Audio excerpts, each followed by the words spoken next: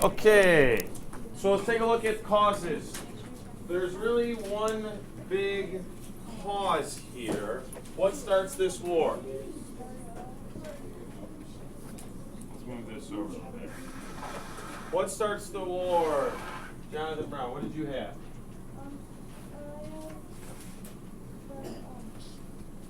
What started the war was that the other Athens were richer and Sparta had Okay, so Athens is growing rich. Athens is getting very powerful. Remember, Pericles in charge of the Delian League. Did the other city-states like this? No. Specifically, who really didn't like it? Sparta. Okay? So really what happens is, what causes it is Athens grew powerful,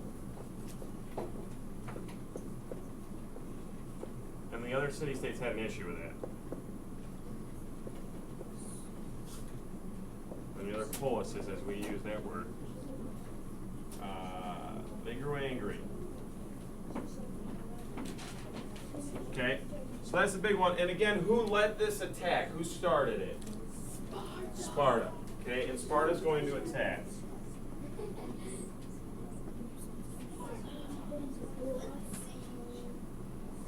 Okay.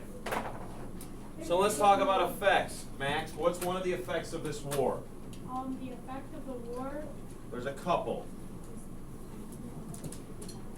What's one? Thousands of people are killed. Thousands of people are killed. Okay. An effect of every single war that's ever been fought on this planet. People die. Okay? People are going to die. That is an effect of every war. What's another effect? The Athens were defeated. Okay, Athens was defeated.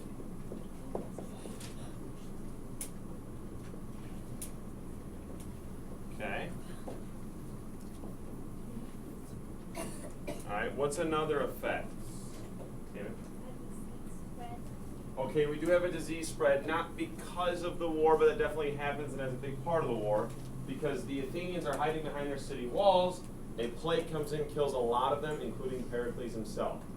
And so they're greatly weakened, which leads to the end of the war. Go. Okay, Sparta builds a navy. Not really an end effect, but that definitely has a play in how it ends. Tore down the city wall. Okay, the city of Athens is destroyed.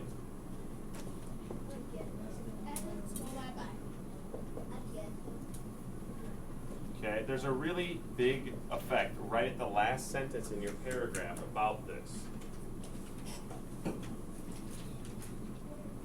What was the long-term effect on Greece, Will? After defeating Athens, Sparta tried to rule over Greece. Within 30 years, the city was developed, and in the war,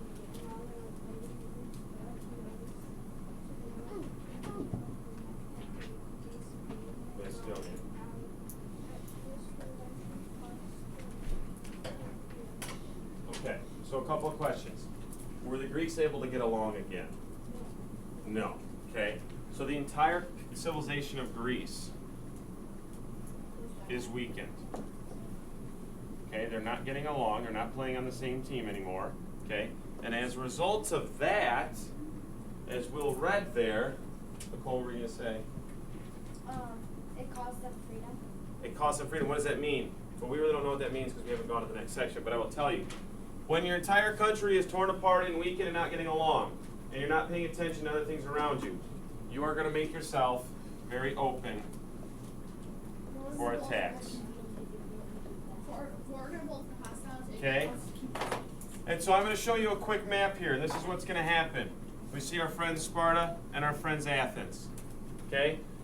The border of Greece is somewhere up there. They have some holdings all the way around the rim here. They are fighting everybody, nobody's getting along. And what they're not realizing is there's a country up here called Macedonia. And a guy by the name of Philip, who's the father of another guy called Alexander the Great. And while all these guys are fighting and not paying attention, Macedonia is going to invade. Okay, and when that happens, all of Greeks, not just the Athenians who lost that war, are going to lose their freedom. So that last line when it says this war ultimately costs Greece their freedom, they're referring to they're not paying attention and they're going to be invaded by the Macedonians. And they'll no longer be free in the way that they were before the Peloponnesian War. Okay? What about